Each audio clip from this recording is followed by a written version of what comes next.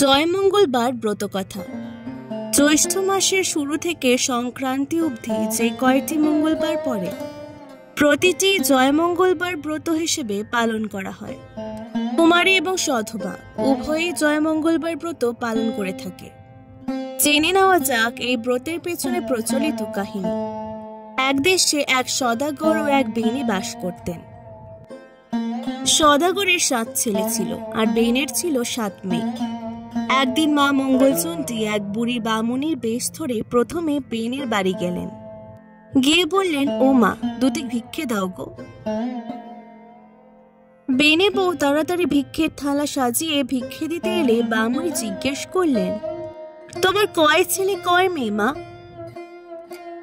বেনে বউ বললেন, আমার 7 মেয়ে মা, কোনো ছেলে নেই। বামুনি তখন বললেন, আমি ছেলে 8 কুড়োর মুখ দেখি না আর মেয়ে 8 কুড়োর ভিক্ষে নিই না। এই বলে যেই উনি চলে যাবার জন্য প্রস্তুত হলেন অমনি বেনে বউ কেঁদে তার পায়ে পড়ে বললেন, যাতে ছেলে হয় তার একটা উপায় করো মা। বামুনি তাকে একটি ফুল দিয়ে বললেন, এই ফুল ধুয়ে জল খেলে তোমার ছেলে হবে, তার নাম রেখো জয়দেব। এই বলে বামুনি চলে গেলেন। এবার সেই বামুনি সদাগরের বাড়ি গেলেন। গিয়ে বললেন, ও মা, 2টি ভিক্ষে দাও গো। সদাগর বউ একইভাবে ভিক্ষের থালা সাজিয়ে ভিক্ষে দিতে এলে বামুনি জিজ্ঞেস করলেন, তোমার কয় ছেলে কয় মেয়ে মা? সদাগর বউ বললেন, আমার 7 ছেলে মা, কোনো মেয়ে নেই। বামুনি তখন বললেন, আমি মেয়ে 8 কুড়োর মুখ দেখি না আর ছেলে 8 কুড়োর ভিক্ষে নিই না। এই বলে যেই উনি চলে যাবার জন্য প্রস্তুত হলেন অমনি সদাগর বউ কেঁদে পায়ে পড়ে বললেন, যাতে মেয়ে হয় তার একটা উপায় করো মা। বামুনি একটি ফুল দিয়ে বললেন, এই ফুল ধুয়ে জল খেলে তোমার মেয়ে হবে, তার নাম রেখো জয়াবতী। এই বলে বামুনি চলে গেলেন। কালক্রমে 2 বউই পোয়াতি হলো। বামুনির কথা অনুযায়ী তারা তাদের ছেলে মেয়ের নাম রাখলো যথাক্রমে জয়দেব ও জয়াবতী। জয়দেব ও জয়াবতী ক্রমে বড় হলো। একদিন যখন জয়াবতী মা মঙ্গলচণ্ডীর পূজা করছিলেন তখন জয়দেবের পায়রা উড়ে এসে জয়াবতীর কোলে বসল। জয়দেব এসে তাকে বললেন, আমার পায়রা ধরেছ কেন? আমায় ফেরত দাও। জয়দেব রেগে গিয়ে তার পুজোর উপকরণের দিকে তাকিয়ে বললেন, যদি না দাও তাহলে এই সব কিন্তু আমি ফেলে দেব। এই কথা শুনে জয়াবতী ভয় পেয়ে বলল, এরম বলতে নেই, আমি মা মঙ্গলচণ্ডীর জয়মঙ্গলবার ব্রত করছি। জয়দেব জিজ্ঞাসা করল, এতে কি হয়? জয়াবতী উত্তর দিল, এই ব্রত করলে সে জলে ডোবে না, আগুনে পড়ে না, খাড়ায় কাটে না। কিছু হারালে তা পেয়ে যায়, মরে গেলে বেঁচে যায়।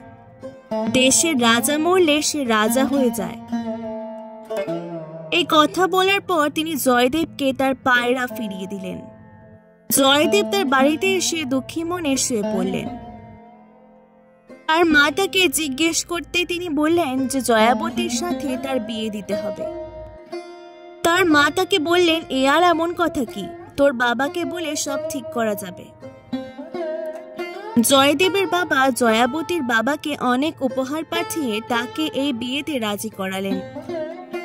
জ্যৈষ্ঠ মাসের একটি মঙ্গলবারে তাদের বিয়ের দিন ঠিক হলো। বিয়ে হয়ে যাওয়ার পর বাসর ঘরে যখন জয়দেব ঘুমের ভান করে শুয়েছিলেন তখন জয়াবতী নিজের আঁচলের খুঁট খুলে গদ বের করে খেল। জয়দেব আশ্চর্য হয়ে জিজ্ঞেস করলেন, এটা কেন করলে? জয়াবতী বললেন, আজ মঙ্গলচণ্ডীর পুজো কিনা। ও পুজো করলে কি হয়? জয়দেব জিজ্ঞেস করলেন। জয়াবতী বললে, এই ব্রত করলে সে জলে ডোবে না, আগুনে পড়ে না, খাড়ায় কাটে না। কিছু হারালে তা পেয়ে যায়, মরে গেলে বেঁচে যায়। দেশের রাজা মরলে সে রাজা হয়ে যায়। এর আগেই তো তোমায় বলেছিলাম। পরদিন সকালে 7 ডিঙা নানা ধনে পূর্ণ করে জয়াবতীর বাড়ি থেকে রওনা দিল সবাই। অনেক দূর যখন সমুদ্রের চারিদিকে যখন শুধুই জল তখন জয়দেব জয়াবতীকে ডেকে বললেন, দেখো, এখানে জলদস্যুর ভয় বড়, তুমি গয়নাগাটি সব খুলে ফেলো।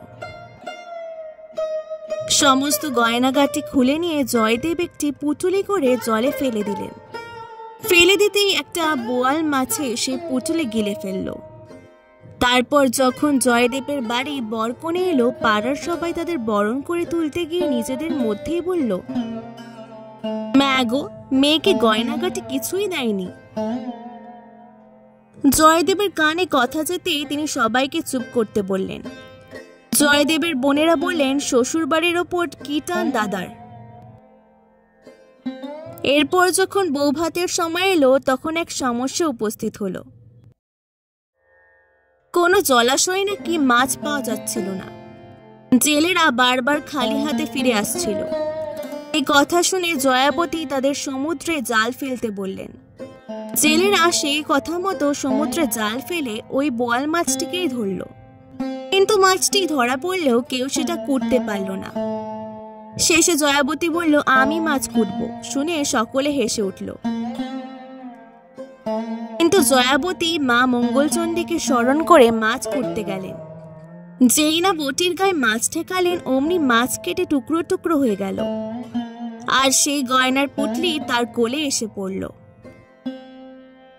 তারপর যখন জয়াবতী সে গয়নাগাটি পরে বেরিয়ে এলেন, সবাই তাকে দেখে অবাক হয়ে গেল।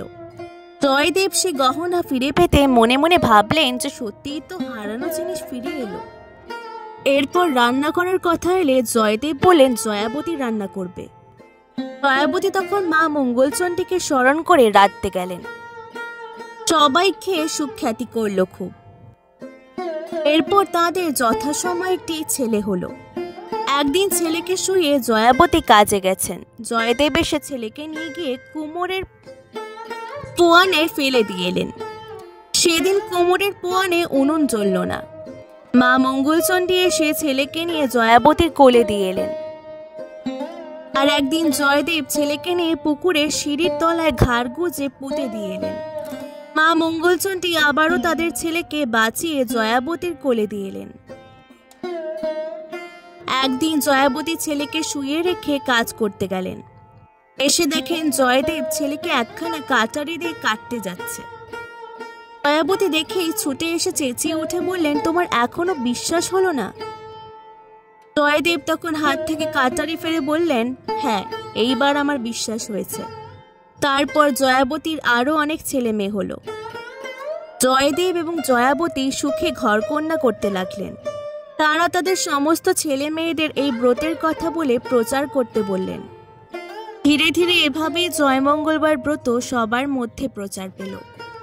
আজকের ভিডিওটি ভালো লাগলে অবশ্যই পুরাণ গল্পকথাকে সাবস্ক্রাইব করে দেবেন। এরকমই নতুন ভিডিওর জন্য অনেক অনেক ধন্যবাদ।